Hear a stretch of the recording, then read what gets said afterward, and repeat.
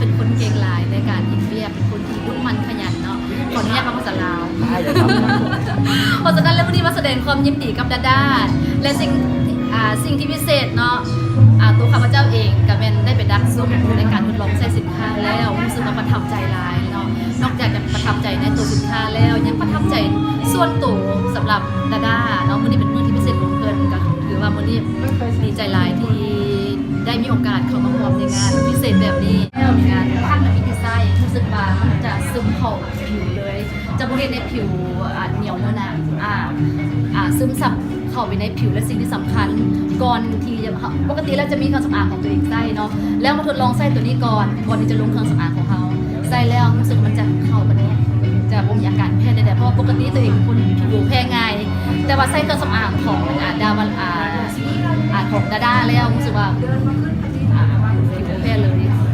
บ่เป็นอย่างเลยเนาะจะทดลองใส่ด้วยตัวเองแล้วเนาะถามว่าจะเป็นอย่างผิวจะแพ้หรือว่าผิวจะเกิดมีอาการอย่างต่างๆอันนี้โนนี่เป็นก่อนเลยเพราะฉะนั้นแล้วสินค้าทุกอย่างที่จะนำเสนอให้กับหมู่เพื่อนหรือว่าทุกคนได้สวมใส่กันแน่นอนตัวเองต้องทดลองใส่ก่อนเนาะแล้วตอนนี้ยังไม่ได้มีเพื่อนอยู่ในประเทศลาวเนาะสิ่งที่สำคัญก็คือสินค้าดีๆจังซี่จะนำเอาไปต้อนไปฝากให้กับเพื่อนที่อยู่ทางลาวได้ใส่น้ำกันหมดทุกคน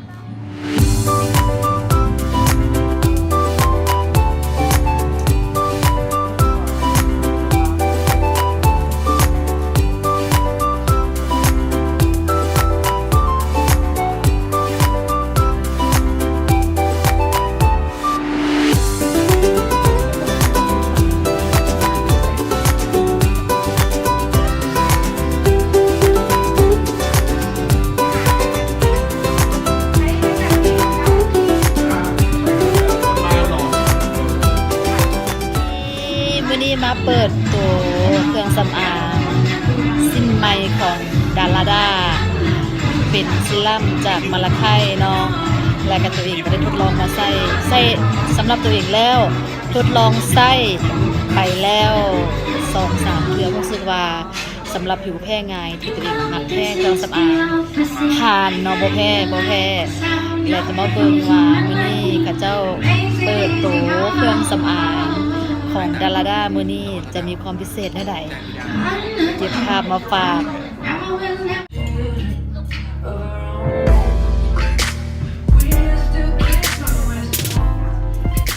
VIP ของเราในวันนี้โอ้โหทุกท่านแบบให้การยิ้มแย้มอัธยาศัยต้อนรับมากๆแล้วขอบคุณลุงดาราเป็นอย่างดีเลยนะคะเพราะฉะนั้นนะคะในช่วงแรกวันนี้ไปถึงหน้าก็ยังดูแบบอ่อนวัยนะคะดูเด็กมากเลยในตอนนี้ที่เป็นดาราในวันนี้นะคะจุดแข็งของเราทรงพลังมากๆตั้งแต่เริ่มต้นที่ตัวเองเป็นคนที่ดูแลสุขภาพที่ดีนะคะในเรื่องของผิวหน้าปัจจุบันเราอายุประมาณ46แล้วนะคะเลยหลัก4เลยดอนเมืองไปแล้วด้วยตอนนี้ทำให้อนุภาพรูขุมขนของเราเนี่ยเล็กลงแล้วก็กระชับผิวหน้าดาไม่ว่าจะเป็นทีมออร์แกไนเซอร์นะคะคุณมาดามกอล์ฟค่ะแล้วก็ทีมออนไลน์นะคะต้องแบบ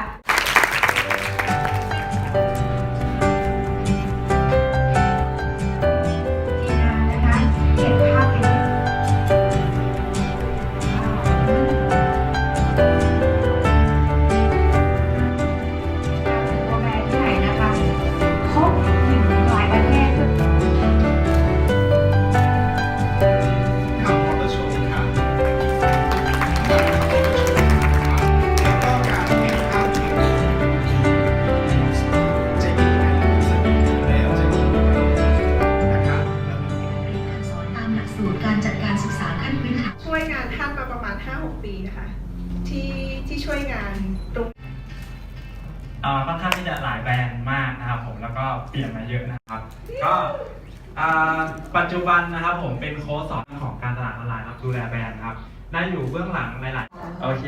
ก็ขอเสียงปรบมือด้วยค่ะเก่งนะคะ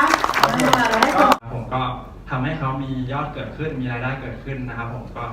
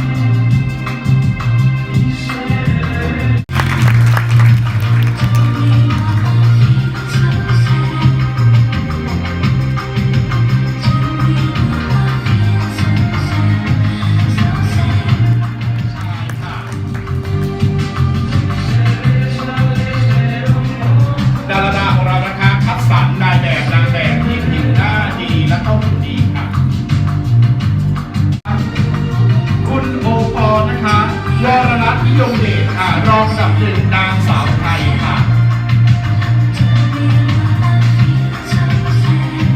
ขอเสียงปรบมือเธอด้วยนะคะเธอมีดีถึงเป็นรองนางสาวไทยอันดับที่หนึ่งค่ะ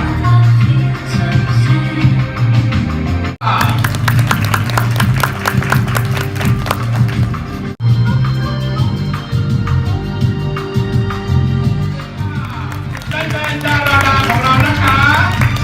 วันนี้ค่ะ เป็นงานเปิดตัวของเรานะครับสุดยิ่งใหญ่อลังการค่ะ เรามีนะคะนางแบบระดับอาเซียนนะคะรองนางสาวไทยในแบบอินเตอร์นะคะ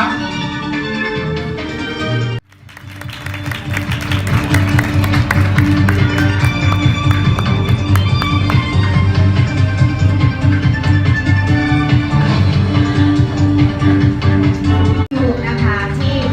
CEO นะคะคุณกฤษโชของเรานะคะ ได้ตั้งใจตื่นเต้นโอ้ยขอบคุณมากนะคะเดี๋ยววิดีโอนะคะเป็นภาพที่ประทับใจมากเลยนะคะเชิญแก้วนะคะ มีท่านใดไม่ดื่มไหมคะดื่มมาทางนี้ได้นะคะ มาเชิญพี่ดาตรงนี้นิดนึงค่ะพี่ดาจะพูดอะไรพูดนิดนึงนะคะ มาดูด้วยกันนะคะ ขอบคุณมากค่ะ ขอเสียงปรบมือจากทุกท่านด้วยค่ะ เดี๋ยวก่อนจะพูดพี่ดาอยากจะให้ใครพูดเป็นตัวโย ขอบคุณมากเลยค่ะพี่ด้วยค่ะ พูดนิดนึงค่ะ ขอบคุณมากเลยค่ะแล้วก็ยินดีมากๆนะคะที่ได้เข้ามาเป็นส่วนหนึ่งในครอบครัวดาราดาของเรานะคะและน้องดาด้าน้องฝันดี อนุญาตว่าเป็นภาษาลาว ภาษาลาว สบายดีเนาะวันนี้ต้องขอบใจดาด้าคุณดาด้าที่ว่าให้เกียรติและก็เชิญมาในงานและสิ่งที่สำคัญก็คือได้ไปแอบไปรักใส่สินค้าเป็นที่เยี่ยมห้อยแล้วเนาะสินค้าเพิ่นเลิศหลายเนาะและสำหรับวันนี้ก็คือต้องขออวยพรและก็ขอแสดงความยินดีกับผลิตภัณฑ์หรือสินค้าอย่างดาราด้าเนาะและก็ต้องขอขอบใจกับดาด้าที่ส่วนมาสวยมารวยน้องกันด้วยก็ขอขอบใจหลายๆ ค่ะก็ยินดีต้อนรับนะคะปรบมือให้คุณโดมด้วยนะคะ อีกท่านหนึ่งนะคะ ท่านไหนดีครับ ที่สินค้าตามงานของผู้หญิงกับผู้ชาย